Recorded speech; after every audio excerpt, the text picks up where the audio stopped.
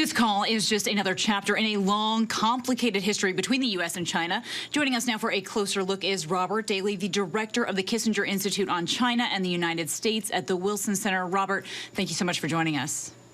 Good to be with you. So the White House extremely concerned, obviously, that China will step in to help Russia in this war. Do you think they will do that militarily? I think that's unlikely. It would be very high risk for China. China's already paying a reputational cost for not condemning Vladimir Putin's invasion. And if they were to provide weapons to Russia, they would probably be discovered on the battlefields in Ukraine.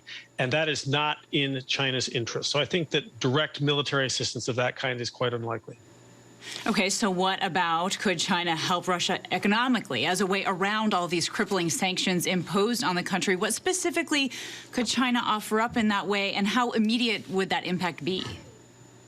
So China is already a major buyer of Ukrainian natural gas, of Russian natural gas, oil, also its grains, but it cannot buy enough to make up for the degree to which sanctions from the EU and the United States are hurting Russia. So it can take a little bit of the edge off, but it can't really block the damage to the Russian economy. And what do you think, in your opinion, is on the back end for China? Why would they get involved here? Well, they are going to wait this one out if they can. They probably have a few weeks of running room left. They are not going to condemn the invasion, and they'll continue to make very bland, contradictory, useless statements on either side of the issue. They will keep saying that Russia's legitimate security interests should be respected, although they never define what those legitimate interests are. But they say at the same time that the sovereignty and the territorial integrity of Ukraine should be respected, and that, of course, peace is better than war, and that there should be some sort of resolution through negotiation. So this costs China nothing, and it positions it, if there is an end to this, a negotiated settlement, to claim that China was correct to call for negotiation. So they'll wait this out and remain bland. Some sort of cryptic language, if you will. Now, the White House says that President Biden warned China of the implications and consequences that would follow if China was to actually help Russia. What kind of consequences would realistically make China back away if they were making a decision to move forward and help? Well, we haven't been specific about that because it's very hard to name a set of sanctions that would really bite in China that wouldn't also hurt us. Already, Americans are paying for the sanctions against Russia, and those sanctions, of course, come on the back of inflation that was already rising in the United States. We are far more deeply integrated with China's economy, so any real sanctions would hurt American consumers in the form of higher prices and would hurt the profits of American corporations in China. So I think China may suspect that we are in part bluffing and that we are not willing to harm ourselves to harm China.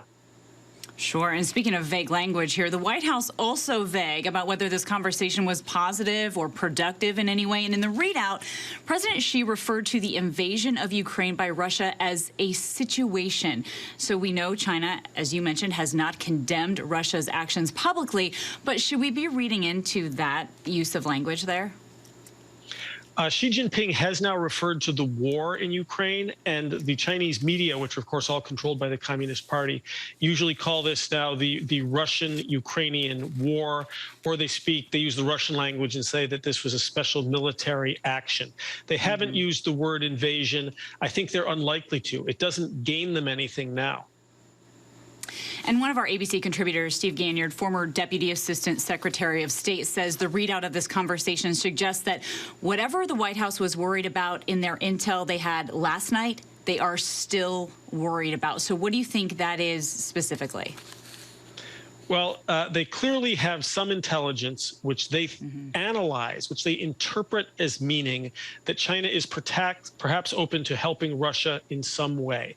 They haven't been specific about what that might be, but there have been suggestions that Russia might have asked China, for example, for drones that could be used in a military setting. And we want first to make sure that China doesn't provide this kind of aid. But secondarily and importantly, we want to make sure that if China does, the whole world knows it and that China is tarred with the same brush as Russia. And China, of course, hears that threat, which is one of the reasons that it gets its hackles up. Incredibly important perspective. Robert Daly, our thanks to you. Thank you. Hi, everyone. George Stephanopoulos here. Thanks for checking out the ABC News YouTube channel. If you'd like to get more videos, show highlights, and watch live event coverage, click on the right over here to subscribe to our channel. And don't forget to download the ABC News app for breaking news alerts. Thanks for watching.